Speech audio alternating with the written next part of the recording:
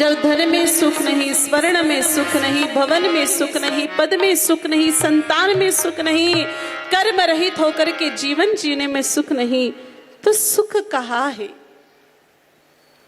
ये प्रश्न हमारे पूज्य गुरुदेव भगवान ने अपने गुरुदेव से पूछा। तो गुरुदेव भगवान की चेतना ने कहा कि गोपाल, महाभारत में इस प्रश्न का जवाब छुपा हुआ है, उत्तर छुपा हुआ है। महाभारत के अनुशासन पर्व में, जिसमें दान धर्म पर्व है, उसके 69वें अध्याय के 7वें श्लोक में इसका जवाब मिलता है। मातरः सर्वभूतानां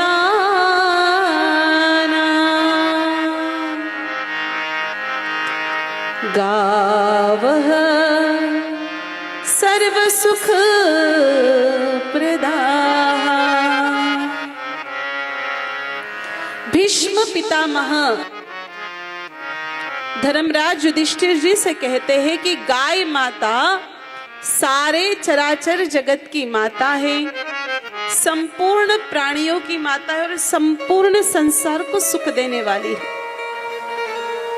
और कोई व्यक्ति अगर गौ माता को अपनी माता के रूप में स्वीकार कर ले तो वो व्यक्ति को संपूर्ण सुख प्रदान कर सकती है। इस सभा में जितने भी महानुभाव, महापुरुष, मेरी माताएं बैठी हैं, उन सब से मेरा एक प्रश्न है। आप में से ऐसे कितने भाई बहन हैं? आप में से ऐसे कितने सनातनी हैं? आप में से ऐसे कितने हिंदू हैं जो गौ माता को मां मानते हैं? वो जरा अपना हाथ खड़ा करिए।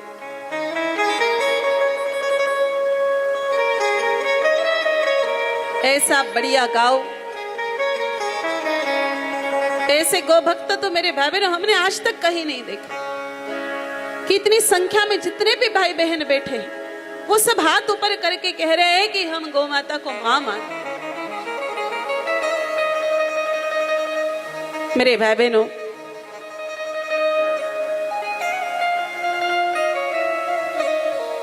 अगर आप सभी भाई बहन गौ माता को मां मानते हैं तो क्या आप मेरे 3 सवालों का जवाब देंगे? इन सवालों का जवाब आपको केवल हाँ या ना में ही देना।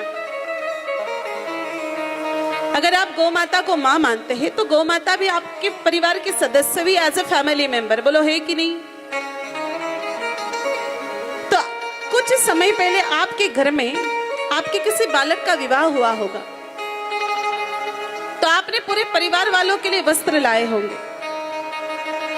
केवल परिवार वाले ही नहीं तो रिश्तेदारी वाले भी, उन सब के लिए आपने वस्त्र लाए। बूढ़े दादाजी के लिए धोती लाई, जब्बा लाया, पगड़ी लाई, छोटे बालक के लिए जबला टोपी लाए, माताओं बहनों ने सुंदर सुंदर साड़ियां पहनी, हमारी युवतियों ने भी बहुत सुंदर सुंदर वस्त्र पहने।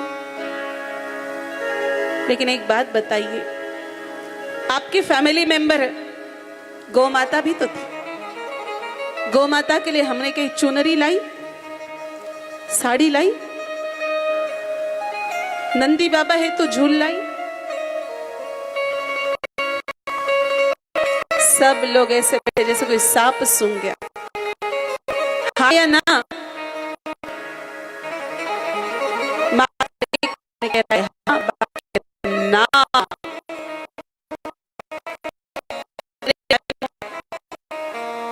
उस विवाह में आपने आपकी क्षमता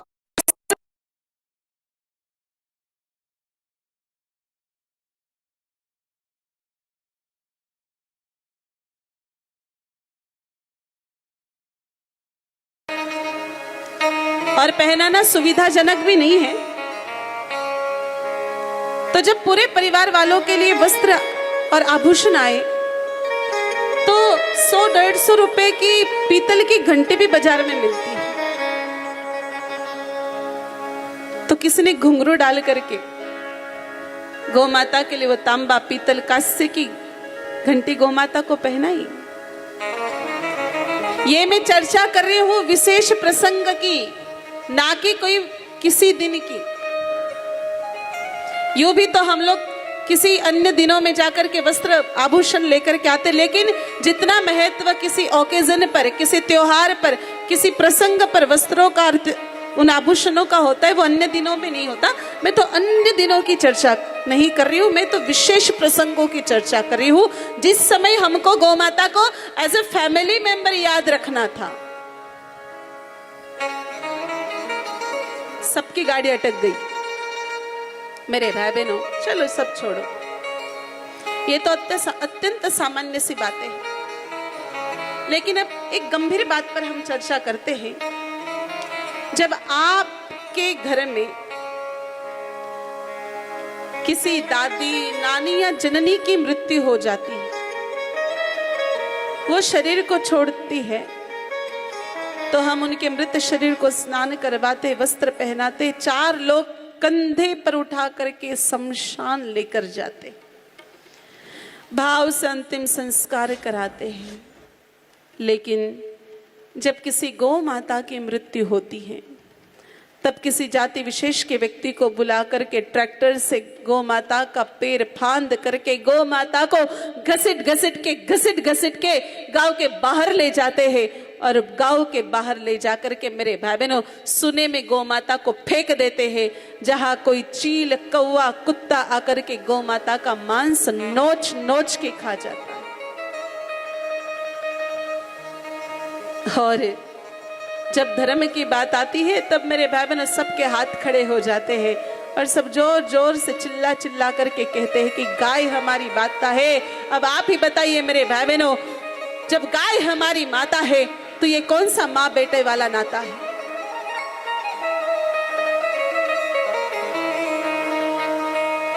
और जब मनुष्य इस प्रकार का झूठा, छद्म, नकली नाता निभाता है, तब ऐसी सुखदाता गौ माता उसको सुख नहीं, दुख ही दुख प्रदान करती है। और यही हमारे दुख का मुख्य कारण है कि हमने तो गौ माता को माता मान लिया, लेकिन गौ माता के साथ मां जैसा व्यवहार नहीं किया। मेरे भाई बहनों, गुरुदेव भगवान ने कहा कि गौ माता ही सारे सुखों की दाता है।